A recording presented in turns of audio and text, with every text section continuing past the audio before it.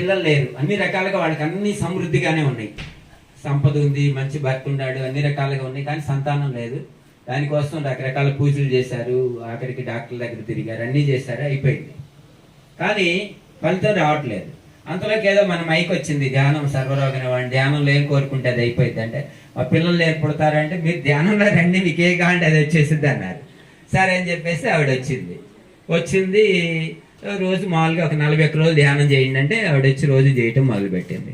41 రోజులు అయిపోయింది, ఏమీ లే. దీన్ని 41 రోజులు చేశానండి, ఏం లేదంటే నువ్వు ఇంకా శక్తి చాలేదు, 3 గంటలు చేయమన్నారు. సరే 3 గంటలు చేయటం మొదలుపెట్టింది. ఇంకా ఏం రాలేదో ఆవిడ మెల్లమెల్లగా ఏమైపోయిందంటే గత జన్మ చూసుకోవటం మొదలుపెట్టింది. ఒక జన్మ కనపడింది ఆవిడకి. ఆ జన్మలో 10 మంది పిల్లలు ఉన్నారు చుట్టూ. 10 మంది పిల్లలుంటే ఈ పిల్లలు పాడుగాను, పిల్లలు లేకపోతే జీవితం ఎంత బాగుంటుందో, వచ్చే జన్మ అంటూ ఉంటే పిల్లలు లేకుండా ఉండాలి అని దేవుడికి వెండి వస్తువులు చేయించాను, అవి చేయించాను, ఇవి చేయించాను. కానీ నాకు అబద్ధన్నాడు పిల్లలు పడుతున్నారు, కావాలన్నాడు నా పిల్లలు పట్టలేదు. చూసారా? అప్పుడు పత్రిసార్ వచ్చి చెప్పి లక్షల మంది పిల్లలకి ధ్యానం చెప్తూ ఆ పిల్లల్ని తన పిల్లలుగా ఎంతో ఆనందంగా ఆవిడ జీవితాన్ని జీవిస్తావు. అంటే కర్మ ఎలా స్టార్ట్ అయిందో చూడండి.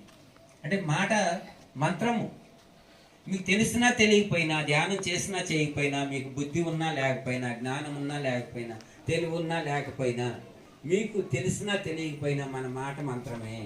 కానీ తెలిసి ఉపయోగిస్తే అది దివ్య మంత్రం అవుతుంది, తెలియకుండా ఉపయోగిస్తే క్షుద్ర మంత్రం అవుతుంది.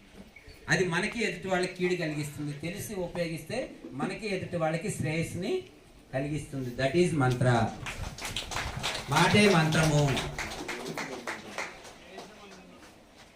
మరి ఇంకొకళ్ళు ఏం చేస్తుంటారంటే, ఎవరిని ఆఖరికి అడుక్కున్న వాళ్ళు వచ్చినప్పుడు కూడా వీళ్ళ పనే బాగుంది. గుర్తుంచుకోండి, ఎందుకు చదువుతున్నా అంటే సూక్ష్మంగా మనకు తెలియకుండా ఓర్ని ఆ ధ్యాస అట్లా చెబుతూ ఉంటుంది. వాళ్ళ పనే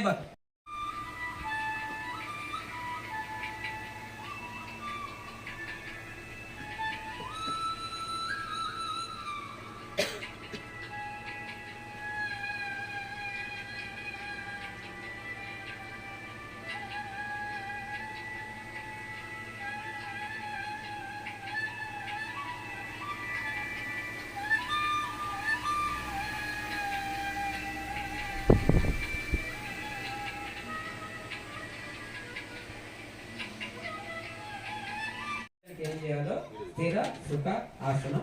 ఈ కళ్ళు ఎందుకు మూసుకోవాలంటే మనోద్వారాలు కాబట్టి, మనసుకి తలుపులు కాబట్టి, ఆ మనసుని బయటికి వెళ్లకుండా లోనికి పంపించాలనుకున్నప్పుడు పిల్లలు బయట తిరగకూడదంటే ఏం చేస్తాం, ఇంట్లో పెట్టి తలుపేస్తాం కదా.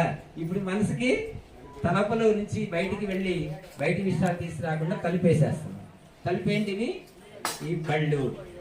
ఈ కళ్ళు ఎప్పుడైతే మూసేసి శ్వాస మీద ధ్యాస మొదలుపెట్టామా లేదా? మొదలుపెట్టంగానే ఏమైంది? మనోద్వారాలు తెచ్చుకుంటే, చర్మశిక్షణ ద్వారాలు ఎప్పుడైతే మూసేసామో బయట అల్లరి చేయొద్దని చెప్తే ఏం చేస్తారు? ఇంట్లో అల్లరి చేయటం మొదలు పెడతారు. అవునా కదా? బయట కానీ ఇంట్లో సామాన్లు సెట్లన్నీ బయలుపడతా ఉంటారు పిల్లలు. ఇప్పుడు మన లోపల ఉన్నటువంటి